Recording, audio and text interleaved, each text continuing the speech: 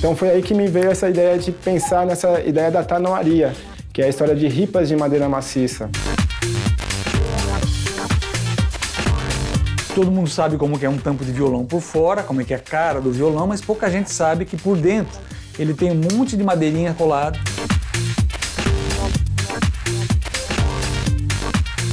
A parte artesanal da luthieria, né, não tem como você fugir. A finalização do instrumento, eu acho que a regulagem, a parte de trastes, de shape. Você tem a relação com a madeira.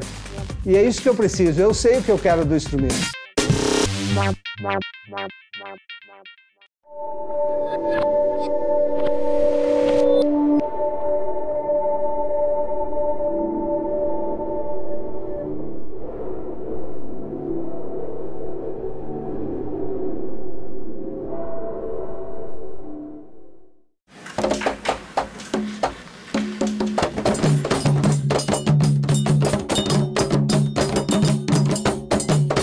Eu não tive nenhuma referência, assim, da família ou alguém próximo. A capoeira que me mostrou esse caminho mesmo, né? Porque a capoeira, ela tem essa... Ou você segue ali no teatro, na música, ou vira um mestre ou uma mestra de capoeira. E eu acabei seguindo esse caminho dos instrumentos. E, de repente, eu me descobri como artesão, mas não foi também uma coisa de uma hora para outra que aconteceu. Depois de uns 10 anos, vamos pensar que as coisas começaram, as pessoas começaram a entender, né? Me chamar pelo nome. Foi aí que eu consegui fazer um site, e aí começou a abrir para as pessoas que não eram de São Paulo. Na verdade, eu não comecei fazendo tambor, eu comecei fazendo berimbau, através da capoeira, né? Olhei pro berimbau, achei que conseguiria fazer, e a princípio era para fazer o meu berimbau mesmo, né? Aí comecei a fazer cachixia, gogô, esses instrumentos mais da capoeira, né? Segui esse caminho assim meio autodidata nesse começo, e aí acabei tendendo assim um pouquinho para essa parte da arte, de decoração. Nesse período do começo, tinha bastante trabalho que era de tronco escavado. Então eu cheguei a fazer bastante dunum, alguns tambores de crioula, alguns instrumentos de tronco, né? A gente trabalhava bastante com tronco.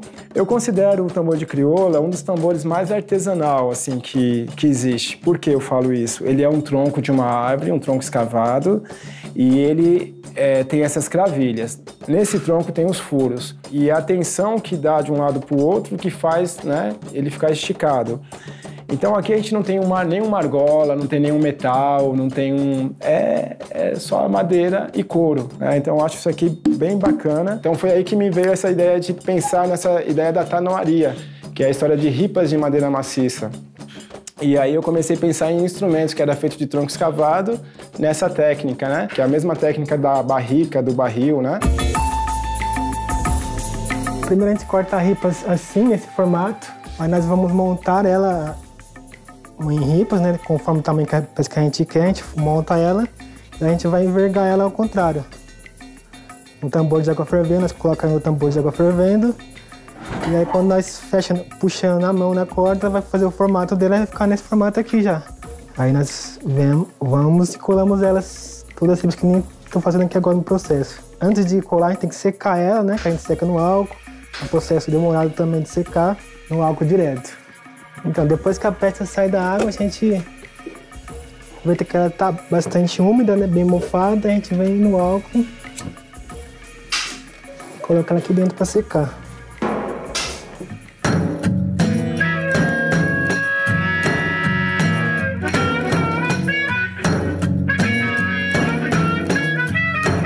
Quando os negros foram trazidos para cá e para as diásporas, né, eles foram privados assim, de fazer o seu instrumento, né? Então eles não tinham nem ferramenta, nem tempo, né, para fazer.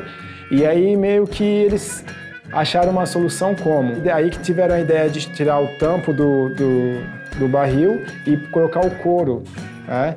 E esse aqui tá com corda, mas a princípio não era corda. Com essa história da barrica, com a técnica da tanoaria, que nasceram vários outros instrumentos, como a gente viu o atabaque, que desenvolveu aqui como instrumento afro-brasileiro, a conga como afro-cubana e vários outros. Então é muito bacana essa coisa do tronco pro barril e do barril para outros tambores, que a princípio não tinha muita essa diferença de medida, mas foi se sentindo a necessidade de fazer altura diferente, tamanho de boca diferente, para ter timbres diferentes. Isso aqui era um barril de vinho, né? Um barril médio, assim, pote, né?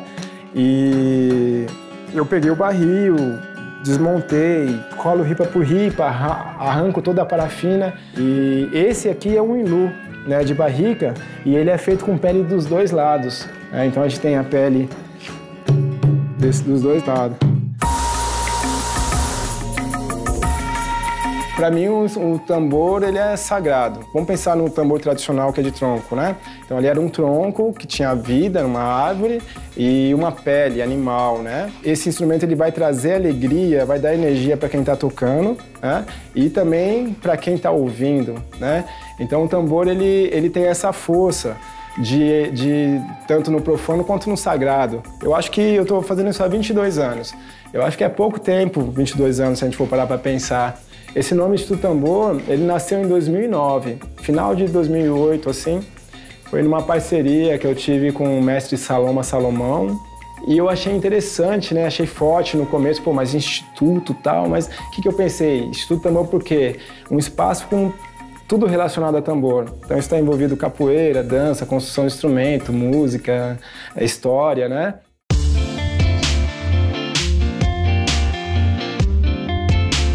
Daria para a gente pensar de uma forma de montar uma equipe, uma linha de produção, de fazer mais rápido esse trabalho.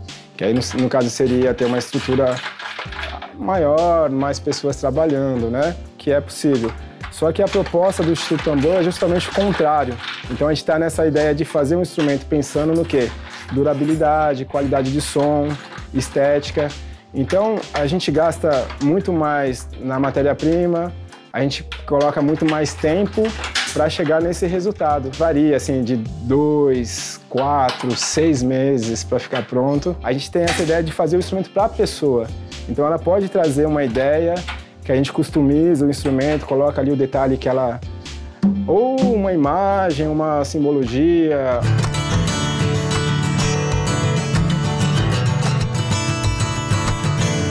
Então aqui é um atabaque, né, praticamente já no processo de finalização.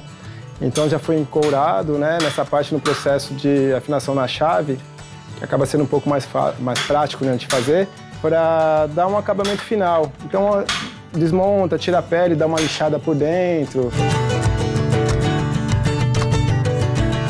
Você vê um instrumento tradicional que de repente está indo para o mundo, né? Porque tem uma pessoa fazendo aqui com todo esse cuidado, esse respeito, mas, né, é um instrumento que está ganhando outros horizontes aí.